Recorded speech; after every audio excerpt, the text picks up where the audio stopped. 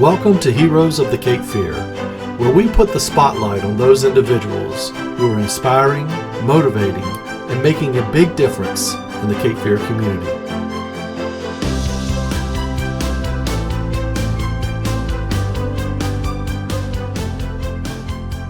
Welcome to Heroes of the Cape Fear. This is Chad Porter. I am here with Erin Escarsega. How are you, Erin? I am wonderful. Thank you so much for having me this morning. No, I'm excited to talk to you. So tell everybody quickly what you do for a living. Sure. I am a nurse at New Hanover Regional Medical Center. I have been a nurse for 15 years. I've known it was my calling and my passion since I was a child, and now it's an honor and a privilege to be able to live that out daily. Very cool. So we had no idea what we were getting into until we chatted about this whole story. And, you know, we were introduced by a friend, Mike Voorhees. You've been wanting to share your story and some of the things that you've been through for a good little while. Now it's been something that's been on your mind, but then you walked into a patient's room. Tell the story about what happened there. So yes, I walked into the room and I saw yours and Michael's book on the bed, and the family was just raving about the impact that hearing your story inspired them and motivated him and helped in his healing process, just hearing someone who went through something similar. And I have this story and I share it every once in a while, not very often. And from that moment on, I just had this like burning in my soul, almost like I need to share my story. And I didn't know what platform that was going to be, and I didn't know exactly how that was going to happen. Lord, here it is. Here's my opportunity to share my story. So and I had no idea of that story till you shared that with me last night, which is incredible. So it's a God thing for sure that we've connected, and I want you to share your story. So how have you been in Wilmington for a while? I've been in Wilmington since I was 10. My family, we used to vacation here when I was younger, all growing up. And then my dad decided to put in for a transfer at our vacation home, and he got it. So I now consider Wilmington my home. I've grown up here from elementary school through now. Awesome. Very cool. So I want to start back really kind of early on with your passion for nursing and when you knew that that was going to happen. And there was something in your childhood, there was a little situation that happened with your brother. And I want you to kind of tell everybody how this all came about for you. Sure. So my brother and I, we were real close growing up. We're a year and a half apart, and we were super competitive with everything. So it was during the Summer Olympics, and we were doing handstands and cartwheels and flips and all kinds of stuff. And we'd be like, hey, Mom, Dad, rate us 1 to 10. Who's better? And so, of course, we were in the pool, the neighborhood pool, and we were swimming, racing. And we were doing the breaststroke, and I kicked my brother in the neck, and he was all about like, you're cheating. And but anyway, after I kicked him in the neck, he started developing this obvious lump on his neck, and it kind of got bigger and a little more awkward for him, and he couldn't do his handstands right. And so we just kind of watched it over the weekend, and Mom said, well, if it's not better on Monday, I'll take you to the doctor. So she took him to the pediatrician on Monday morning. He was 10. The doctor looked at that and recognized it as a swollen lymph node and did some scans, and sure enough, he was diagnosed with non-Hodgkin's lymphoma. And they sent him up to Chapel Hill that week to start chemotherapy and get treatment. And thankfully, it was caught very early. Being in a hospital and seeing the nurses' compassion and the way they took care of my brother, and just the way the nurses were always there at the bedside. They were the ones explaining things to him. They were the ones comforting Brian when he didn't understand about getting chemotherapy or understanding about the needles or the way he felt after he received the treatment. And that was inspirational to me. I knew from that moment I was going to be a nurse, and I wanted to go to Chapel Hill, and nothing veered me from those dreams from that young age. Well, that is amazing. So you had literally just started this process of becoming a nurse and had just started doing some hands-on things. So all of a sudden life completely flips upside down for you. I mean, you go from being, so driven and knowing exactly what you wanted in your life to life stopping. So tell us what happened. 2002, correct? Yes.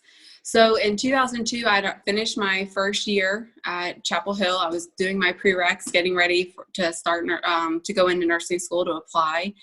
And it was my first weekend home. from college. I was living with mom and dad and my brother and my sister. And I was a nanny for Dr. Meelan, who's a neurosurgeon in town. So I was driving my dad's bright red 68 Corvette. And on the way home down Market Street back toward Wilmington, I was in a car accident that totaled my car. It left me with a broken neck. I broke C1, C2, that they call a hangman's break. Most people don't survive that, but it did not sever my spinal cord, thank the Lord. First responders were there almost immediately and put me in C-spine traction, took me over to the hospital. Dr. Meelan was on call. He followed the truck over to the hospital and immediately took over my care. And so I was actually a patient in the surgical trauma ICU at New Hanover Regional Medical Center, where I later worked. But I was a patient there and in a coma for almost a week. And then once I woke up, I was able to progress pretty quickly, but I was wearing a halo. Dr. Meelan had put me in a halo to heal my broken neck that he had repaired. And I spent the summer in a halo. That was life-changing for me. To be the patient, to be on the others, to be the receiving end of getting that nursing care. It really gave me direction for what I wanted to do with nursing. It inspired me to go into adult health and to go into surgery and trauma. So I work in surgery trauma now, and I started when I was a new grad. I started working in the adult inpatient surgery unit for 6 years, and then I transferred into the surgery trauma ICU. And it was so neat to just walk into that unit. I hadn't been there since I was a patient, but a lot of my coworkers, the ones that were training me to be an ICU nurse, were the ones that had taken care of me when I was a patient there at the hospital, and had they were all in the notes that my mom had taken during the progress of my care and all the things that were going on. So it was a surreal moment, and it still is when I think about it, to be able to, knowing that I was on the other side of that and now being able to give back to those patients. I've heard a lot about you and what things that you're doing at the hospital. And, I worked in healthcare for a while, and I know how difficult it can be. And I can't even imagine what it's like today with everything that's happening and how, crazy things are. But tell me your approach to being a leader in the hospital and some of the things that you and your team are doing, because to me, it's so important to seek out those positive things that are happening and bring light to them, versus whenever you speak to a manager or leader, it's because you've done something wrong and or you've screwed up. But tell us your approach and what you're doing to make a difference at the hospital. Absolutely. I think it's a privilege to be a leader at New Hanover Regional Medical Center. I really feel, as Tony Dungy says, that every platform creates an opportunity to change the world by changing people's lives. What can I do to make you a stronger employee? What can I do? What tools and resources do you need to best do your job? What ideas do you have to make this the best unit in the hospital, and how can I support that? I love our team. I love the leadership we have on the floor. We all work together so well, and I feel it's just that open communication, that support we have of each other, and that ultimate just end goal. So right now, going through this pandemic, it's been life-changing for a lot of people in a lot of ways. But on the other hand, we're doing what we've always done. We just uplift each other. We encourage each other. We support each other. We cover each other. What do you need? What can I do for you? And we've just been thriving in a time that you could get beat down. You're being very humble here and speaking as if, this is just normal, but what you do is not normal, in my opinion. As a leader, I mean, you just sat down the other day and wrote out literally handwritten personal notes to all your staff and employees to just encourage them and to boost them up. That's not normal, in my opinion. It's a little extra, but it goes so far, and I think I get more out of it than possibly even they do. the community in general, the Cape Fear area, is so, thankful and privileged to have such a great facility and people like you in it that are making a huge difference. And right now it's got to be massively difficult. And I know morale is low at times, but you guys are doing an amazing job just helping to boost those people. And if people are tired, I know there's stress at home, there's all kinds of things that are going on. So you are there meeting their needs. Now, one thing that I definitely wanted to touch on, and I want you to share about, that it's amazing when traumatic things happen to our lives, and then we can look back after we've survived and we've gone through, and we look back at some of the things the positives that happened from this. So this accident, this car wreck in 2002, it changed your life forever, but it also saved your life. Can you explain to me why? Yes, absolutely. So I struggled for years. I as long as I can remember, I struggled with an eating disorder, with food, with my image, and I don't even know why I had that problem, because I was the skinniest kid growing up. Like, I have great family genes, but it was a mental disorder that I had, that I always just was afraid of food and gaining weight. And like I said, I struggled with that from a young age. It got worse. The older I got, the further I dove deeper into that dark hole that I kept from everybody. I denied it to anybody.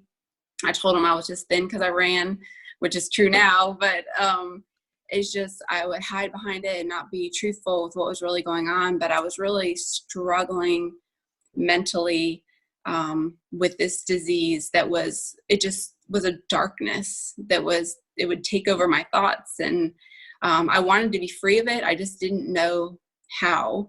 I would pray about it, but then I'd be afraid of, oh gosh, what if I didn't have this, and what would happen to me? And it was a struggle. And so when I was in the car accident after in 2002, I actually had passed out from low blood sugar, and that had never happened to me before. I didn't even at the time realize that was something that I was in danger of happening. But I had passed out, and I drove across all 5 lanes of Market Street.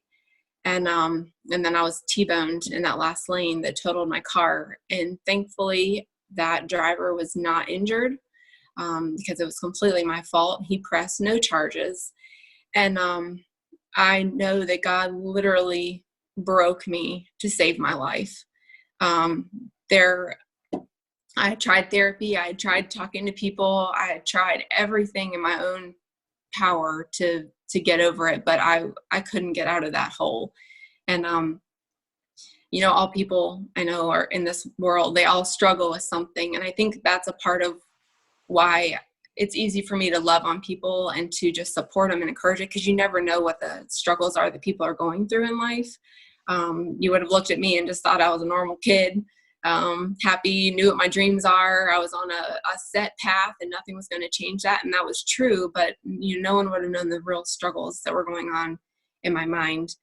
And, but God broke me that day, and thankfully He spared my life. But, as a shepherd who breaks the sheep's legs and carries them over the shoulders, so the sheep gets used to being close to the shepherd and hearing the shepherd's voice. So when that leg heals, the sheep doesn't stray far from the shepherd. God renewed my mind. He gave me a new mind.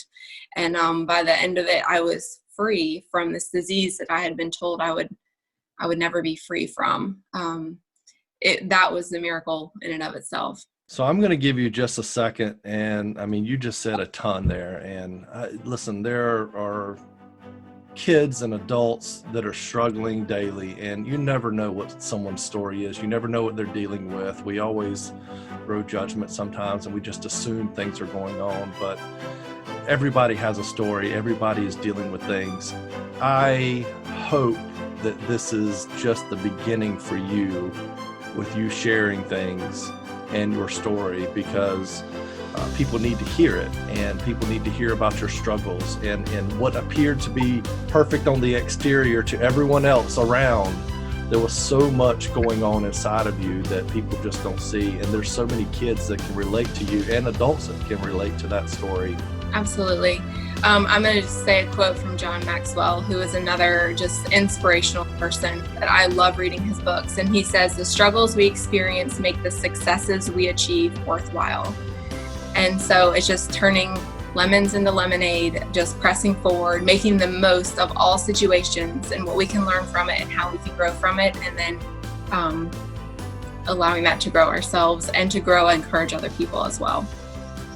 Well, you're a huge difference maker in our community, and we appreciate having you here, and we appreciate the hospital for all that they're doing, not just now, but always, and all of those nurses and doctors and staff workers and custodians and everybody in the world who is putting in extra time and risking their lives to help others. And I love that population because they're selfless givers, and I do appreciate you guys so much. So Erin, thank you for spending some time with us today, and I really appreciate you sharing your story. And I know some of those things haven't been heard before to a lot of people, so I appreciate you doing that. Yeah, thank you so much, Chad, for the opportunity to share it. Awesome. Well, listen, be good, stay safe, and we will talk to you really soon. Thank you.